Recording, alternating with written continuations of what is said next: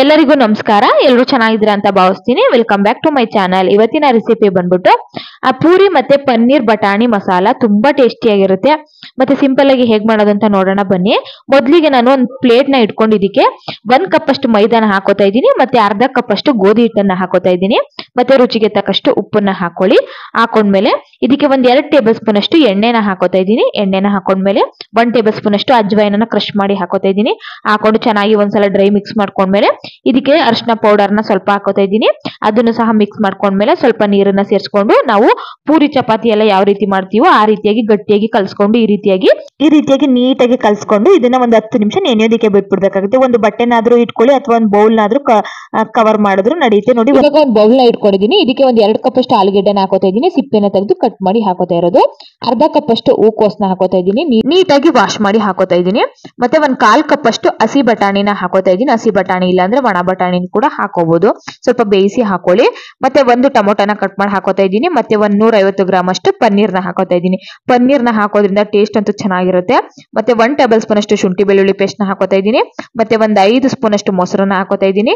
ಸ್ವಲ್ಪ ಅರಿಶಿನ ಪೌಡರ್ನ ಹಾಕೋತಾ ಇದ್ದೀನಿ. ಮತ್ತೆ 1 ಟೇಬಲ್ ಸ್ಪೂನ್ ಅಷ್ಟು ಕಾಶ್ಮೀರಿ ರೆಡ್ ಚಿಲ್ಲಿ ಪೌಡರ್, ಅರ್ಧ ಸ್ಪೂನ್ ಅಷ್ಟು ಪೆಪ್ಪರ್ ಪೌಡರ್, ರುಚಿಗೆ ತಕ್ಕಷ್ಟು ಉಪ್ಪು, ಮತ್ತೆ 1 ಟೇಬಲ್ ಸ್ಪೂನ್ ಅಷ್ಟು ಜೀರಾ ಪೌಡರ್, 1 ಟೇಬಲ್ ಸ್ಪೂನ್ ಅಷ್ಟು ಗರಂ ಮಸಾಲ ಇಷ್ಟನ್ನು ಸಹ ಹಾಕೊಂಡು ಮೊದಲಿಗೆ ನಾವು ಡ್ರೈ ಮಿಕ್ಸ್ ಮಾಡ್ಕೊಳ್ಳಿ. ನೋಡಿ ಮೊಸರಲ್ಲೇ ನೀರಿನ ಅಂಶ ಇರೋದ್ರಿಂದ ಮೊದಲಿಗೆ ಡ್ರೈ ಮಿಕ್ಸ್ ಮಾಡ್ಕೊಳ್ಳಿ. ಆ ನಂತರ ನೋಡಿ ಈ ರೀತಿಯಾಗಿ ಆಗುತ್ತೆ. ಡ್ರೈ ಮಿಕ್ಸ್ ಮಾಡ್ಕೊಂಡ್ಮೇಲೆ ಇದಕ್ಕೇನೆ ನೀರ್ ಹಾಕಿ ಕಲಸೋ ಅವಶ್ಯಕತೆ ಇಲ್ಲ. ಇದನ್ನ ಇವಾಗ ಒಂದ್ ಸೈಡ್ಗೆ ಎತ್ತಿಟ್ಕೊಳ್ಳೋಣ. ಇವಾಗ ಒಂದು ಬಾಣ್ಲಿನ ಇಟ್ಕೊಂಡಿದೀನಿ. ಇದಕ್ಕೆ ಇವಾಗ 1-2 ಟೇಬಲ್ ಸ್ಪೂನ್ ಅಷ್ಟು ಎಣ್ಣೆನ ಹಾಕೋತಾ ಇದ್ದೀನಿ. ಎಣ್ಣೆ ಚೆನ್ನಾಗಿ ಬಿಸಿ ಆದ್ಮೇಲೆ ಇದಕ್ಕೆ 1 ಏಲಕ್ಕಿ, 1 ಪೀಸ್ ಅಷ್ಟು ಚಕ್ಕೆನ ಹಾಕೋತಾ ಇದ್ದೀನಿ. ಹಾಕೊಂಡ್ಮೇಲೆ 1 ಟೇಬಲ್ ಸ್ಪೂನ್ ಅಷ್ಟು ಜೀರಿಗೆ ಹಾಕೋತಾ, 1 ಈರುಳ್ಳಿನ ಚಿಕ್ಕ ಕಟ್ ಮಾಡಿ ಹಾಕೊಂಡು ಚೆನ್ನಾಗಿ ಸ್ವಲ್ಪ ಒಂಬಣ್ಣ ಬರೋ ತನಕ ಚೆನ್ನಾಗಿ ಹುರ್ಕೊಳ್ಳಿ. ನೋಡಿ ಇಷ್ಟ ಆದ್ರೆ ಸಾಕು. ಇವಾಗ ನಾವು ಮಸಾಲೆ ಎಲ್ಲ ಕಲಸಿಟ್ಟಿದ್ವಲ್ಲ ಪನ್ನೀರು, ಅದನ್ನ ಕೂಡ ಹಾಕೊಂಡು ಚೆನ್ನಾಗಿ ಮಿಕ್ಸ್ ಮಾಡ್ಕೋತಾ ಇದ್ದೀನಿ.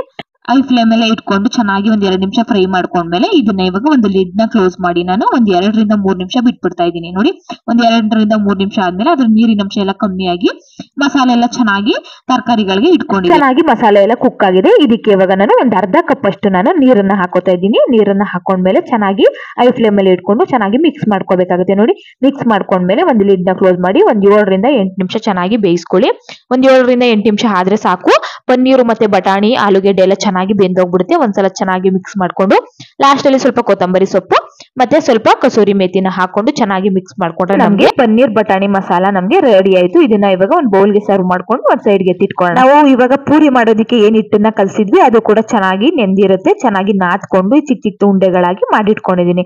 ಇವಾಗ ಒಂದು ಉಂಡೆನ ತಕೊಂಡು ಸ್ವಲ್ಪ ಹಿಟ್ಟನ್ನ ಉದುರಿಸ್ಕೊಂಡು ನಾವು ಲಟ್ಟಿಸ್ಕೋಬೇಕಾಗುತ್ತೆ. ತುಂಬಾ ದೊಡ್ಡದಾಗಿ ಲಟ್ಲಿಸಿಕ್ ಹೋಗ್ಬೇಡಿ. ಸ್ವಲ್ಪ ಮಂದ ಇರ್ಬೇಕು ಪೂರಿ. ಅವಾಗ ಪೂರಿಗೆ ಸ್ವಲ್ಪ ಮಂದ ಇರಬೇಕು ಹಿಟ್ಟು, ಅವಾಗ್ಲೇನೆ ಚೆನ್ನಾಗಿ ಉಬ್ಬಿ ಬರುತ್ತೆ. ನೋಡಿ ಎಣ್ಣೆ ಕೂಡ ಚೆನ್ನಾಗಿ ಕಾದಿದೆ. ಇವಾಗ ಪೂರಿನ ಬಿಟ್ಕೊಂಡು ಮೇಲ್ಗಡೆ ಸ್ವಲ್ಪ ಎಣ್ಣೆನ ಈ ರೀತಿಯಾಗಿ ಸ್ಪ್ರಿಂಕಲ್ ಮಾಡ್ತಾ ಇದ್ರೆ ಪೂರಿ ಚೆನ್ನಾಗಿ ತಾನು ಉಬ್ಬಿ ಬರುತ್ತೆ. ನೋಡಿ ಎಷ್ಟು ಚೆನ್ನಾಗಿ ಬರ್ತಾ ಇದೆ ಅಂತ ಹೇಳಿ ಉಬ್ಬಿ. ಮತ್ತೆ ನಾವು ಹಿಟ್ಟಿನ ಚೆನ್ನಾಗಿ ನೆನೆಸಿರೋದ್ರಿಂದ ಚೆನ್ನಾಗಿ ಉಬ್ಬಿ ಕೂಡ ಬರುತ್ತೆ. ನೋಡಿ ಇಷ್ಟ ಆದ್ರೆ ಸಾಕು. ಇವಾಗ ಇದನ್ನ ಎಣ್ಣೆ ಸೋದಿಸ್ಕೊಂಡು ಒಂದು ಪ್ಲೇಟ್ಗೆ ಸರ್ವ್ ಮಾಡ್ಕೋತಾ ಇದ್ದೀನಿ. ನೋಡಿ ಇವಾಗ ಮಸಾಲೆನೂ ಕೂಡ ರೆಡಿ ಆಯ್ತು, ಪೂರಿನೂ ಕೂಡ ರೆಡಿ ಆಯ್ತು. ತುಂಬಾ ಚೆನ್ನಾಗಿರುತ್ತೆ. ಒಳ್ಳೆ ಕಾಂಬಿನೇಷನ್ ಅಂತಾನೆ ಹೇಳ್ಬೋದು. ಬಟಾಣಿ ಮಸಾಲಾನ ಚಪಾತಿ ಜೊತೆಗೂ ಕೂಡ ತಿನ್ಬೋದು. ತುಂಬಾ ಚೆನ್ನಾಗಿರುತ್ತೆ. ಎಲ್ಲ ಟ್ರೈ ಮಾಡಿ ನೀವು ಇಷ್ಟಪಡ್ತೀರಾ. ರೆಸಿಪಿ ಇಷ್ಟ ಆಗಿದ್ರೆ ಲೈಕ್ ಮಾಡಿ, ಶೇರ್ ಮಾಡಿ, ಕಮೆಂಟ್ ಮಾಡಿ. ಮತ್ತೆ ಸಿಗ್ತೀನಿ ಮುಂದಿನ ವಿಡಿಯೋ ಜೊತೆಗೆ.